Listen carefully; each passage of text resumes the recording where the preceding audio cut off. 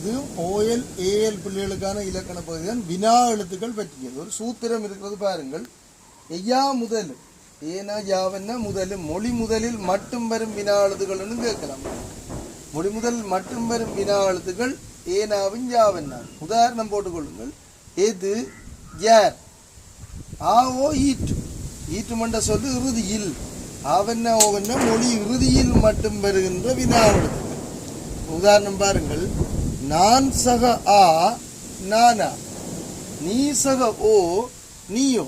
மட்டுமன்றி ஒரு கூற்று வாக்கியத்துக்கு இறுதியில் இந்த ஆவண்ணா ஓவண்ணா செய்தால் அது வினா வாக்கியமாக மாறும்.